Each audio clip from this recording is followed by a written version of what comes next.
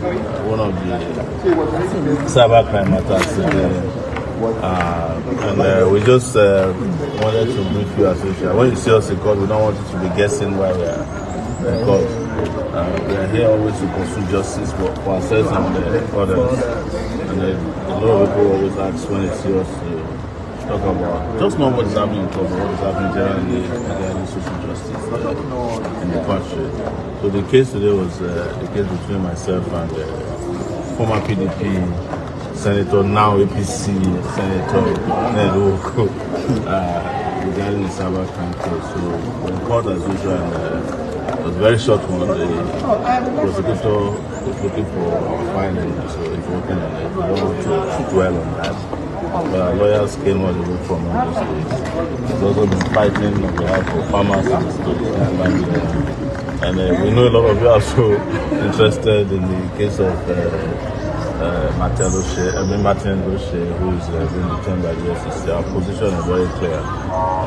The EFCC cannot prosecute people for crimes that borders on defamation.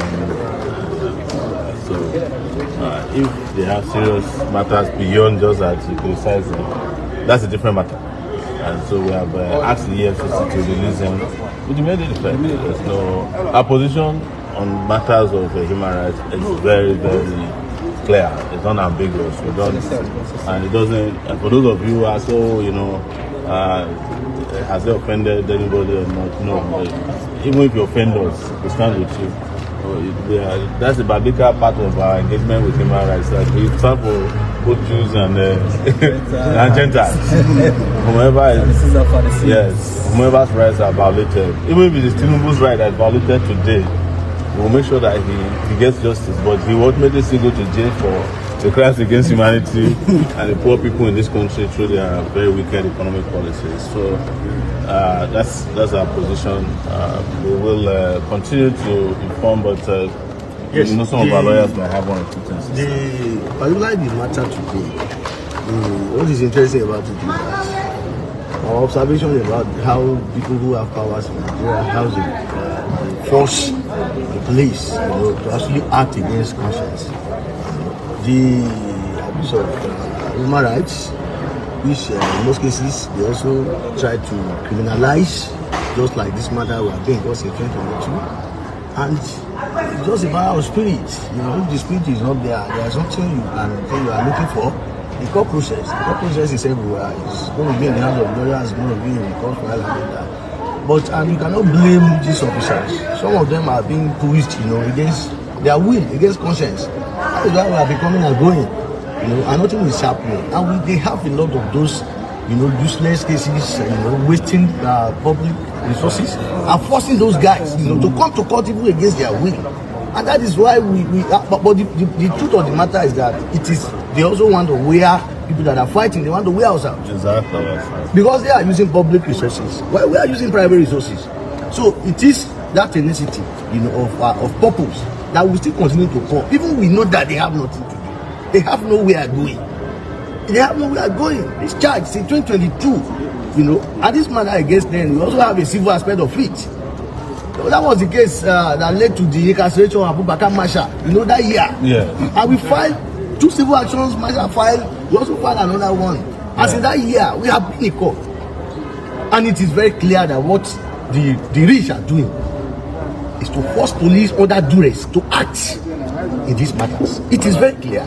We cannot see the will, but we continue to come because it's part of the general struggle to liberate the country. And just to remind you, this is my third cybercrime.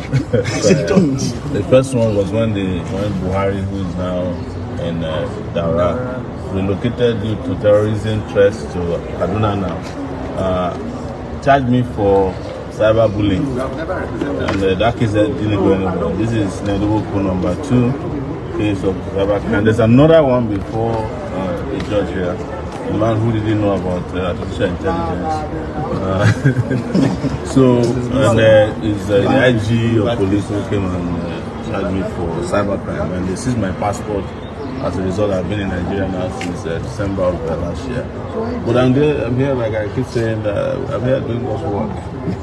So within this period, we have been able to cleanse the police officer, police force of officers who touch their age. Several of them, about 500 of them. People who didn't have promotion got promotion, and the police force has been getting his action. But there's one more last person that will leave the police because he has retired and he's tired, and that's Egwetoku. This is like our lawyer said, this is part of the general but very specific stroke. One thing I say all the time is that justice for all is not specific enough.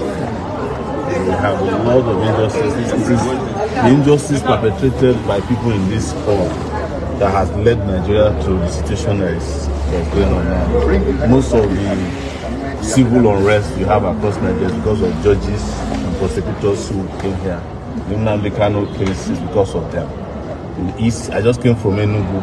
The East could have been a paradise, but for the disturbance that they have created, the confusion that they have sown in the East. You go to the East, everywhere there are soldiers manning everywhere.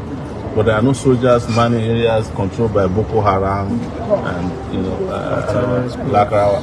And by the way, we heard that Lakrawa is about 90 minutes from Abuja. Yes, they are already saturating Nasarawa. So you heard it from me. They know it, but like I said, they don't care. Their interest is how to share money, drive Rolls Royces, and enjoy their life until the rest of you go extinct. So we continue to fight for the struggle. If my voice is low today, it's not because I just ran and beat Enugu State Governor at a marathon last weekend, so I'm butting from that. Revolution. No. Thank you very much.